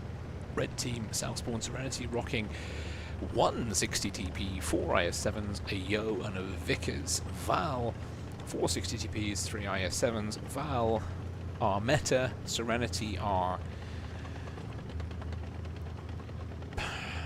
the most adventurous spice on the spice rack. Taking such a divergent lineup in a tiebreaker on a do-or-die fixture.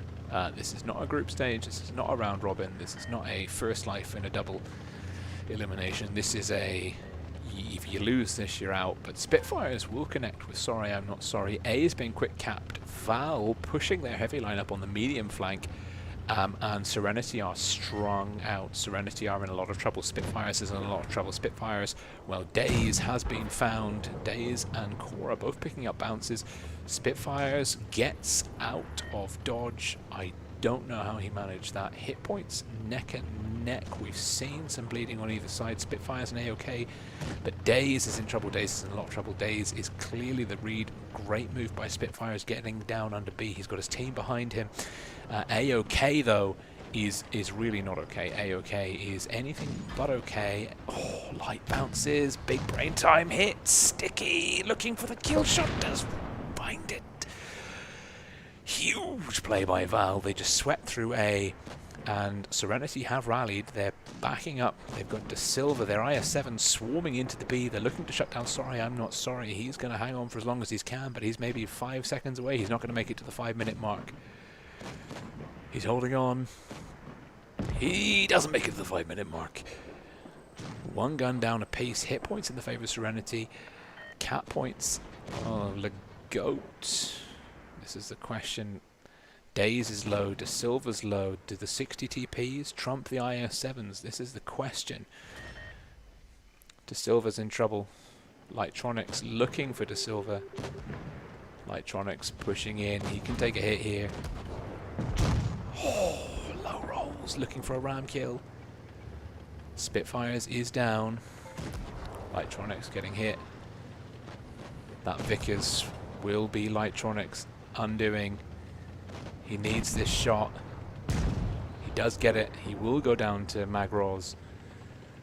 Magros could be having the biggest carry monster game of his life here. Look at those one shots. We're looking at a 3-on-3.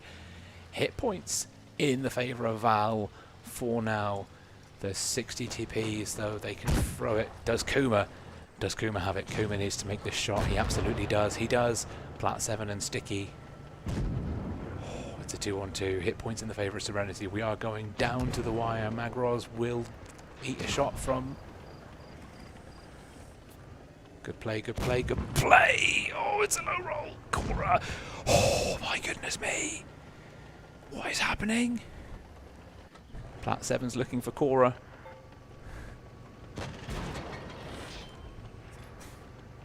Cora side scraping. Oh, it's not enough. It's not enough. It's not enough. Kuma with the kill and Val. Oh. If we could look for a nail biter finish. Balance, great call by Kuma to shoot the Vickers. Magros, he should have floated, he should have stayed at range, engaged those last few tanks.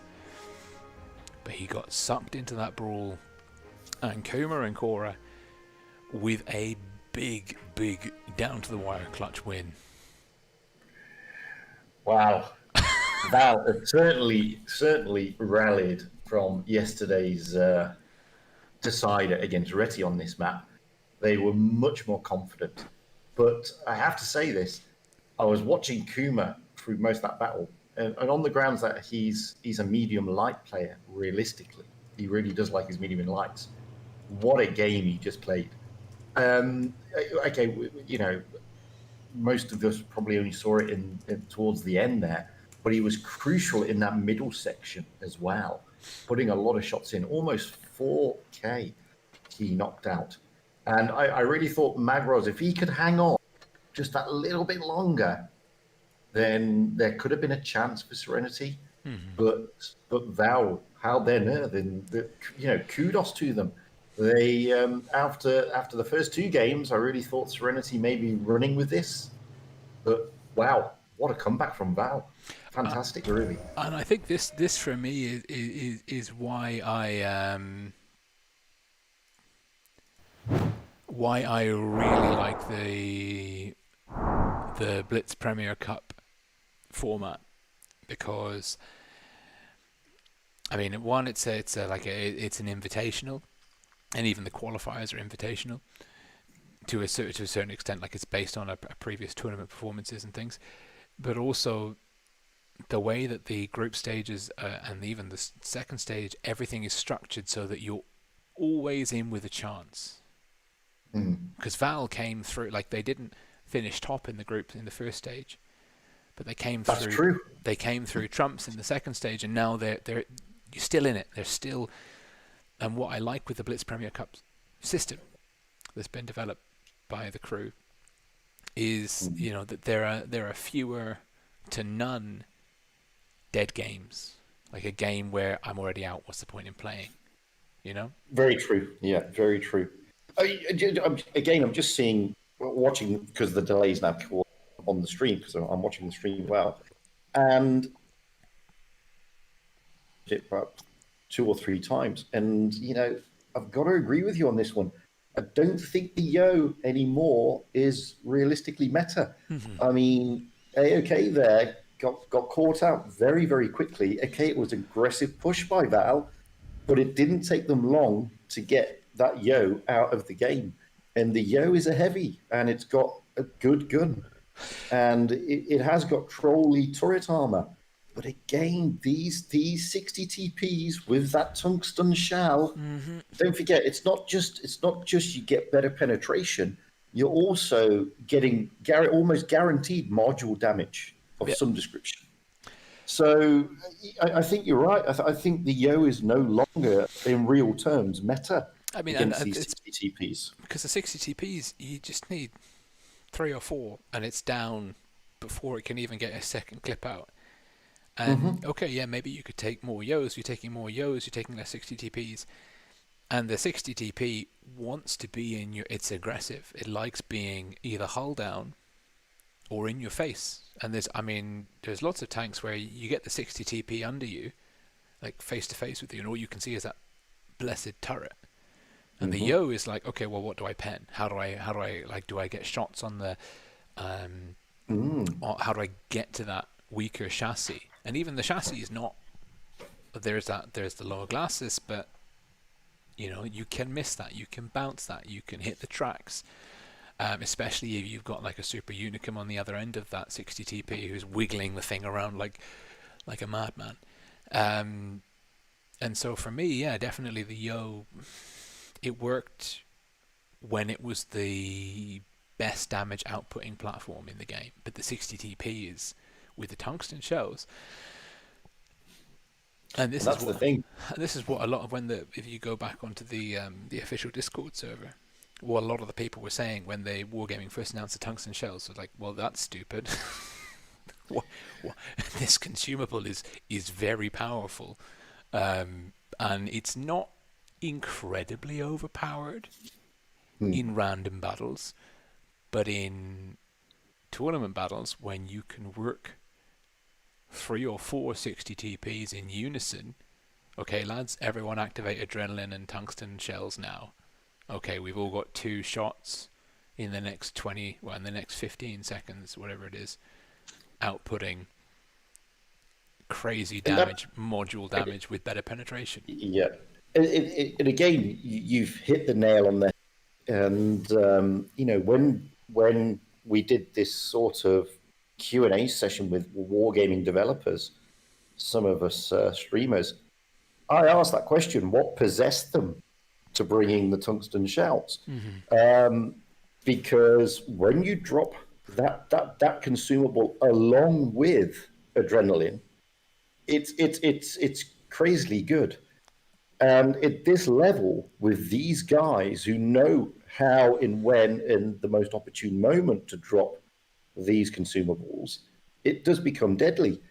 So it's great that they nerfed the super duper speed boost, but we've now still got tungsten shells, which is giving a distinct advantage to that 60 TP because, frontally, its armor, apart from the driver's hatch in that bottom plate, is pretty unpennable, even if you start putting your premium ammunition in. Yet with its standard ammunition, with tungsten shells and adrenaline, it can pen most tanks frontally. Especially if I run calibrated shells on pretty much all of my tanks because I worked out like it's better for me to have a higher chance of penetrating than it is to have like a slightly faster reload. It's crazy. It's crazy good. And just looking, I don't know if you've seen the results from the other games this evening. I haven't as of yet, no. I'm just checking that. So, spoiler alert, if anyone's listening that gives a damn about these things. Jones versus Raid. That was the first fixture on the other streams in the other room. Jones clean swept Raid 4-0. Huge shut out victory for Jones. Raid, however, went on to rally and squeezed out. We had another tiebreaker in the lower bracket. Raid beating Reti 4-3. So that means we've got Raid, Val, Jones, and Loka through. So this is some pretty this is some pretty exciting times. Excellent stuff. So we'll be streaming. I'm going to be streaming again tomorrow and Sunday, I believe. I need to check the times and the fixtures. But thank you so much for your support and insight, Fuji. It has been. Oh, as always, it's been a pleasure, my friend. As always. And I just one. I think it's Jack Wild One said it in the stream that you are the he did. Fuji is the anti-jinxer, which I think has been. I mean, maybe because I don't know what happens when a jinxer Wild Ones says something about like an anti-jinxer, like what, like is it like? I need to see his predictions now. But I mean, like, because he said basically I predict Fuji is like an anti-jinxer. But so what happens when an immovable object meets an irresistible force? You know, when a jinxer predicts that an anti-jinxer is I don't know. So if you start making bad calls now, you can blame Wild Ones. And I will, with impunity. Super, absolutely super. Well, thank you so much. Thank you, my friend. And a big shout out to teams. Commiserations, of course, to Serenity. They put out some really phenomenal games this evening. Huge congratulations to Val squeezing on through the tiebreaker into the next fixture, and big congratulations to Loka for their strong performance early on. I am very much looking forward to coming back and commentating tomorrow evening. For those, some people did ask about donating to the Blitz Premier Cup prize pool for this season. If you have any issues, if you've got any questions, please feel free to reach out to me on Discord and we can get those resolved. And I will see you all tomorrow evening. Thank you, Fujit. Thank you, everyone. Thank you.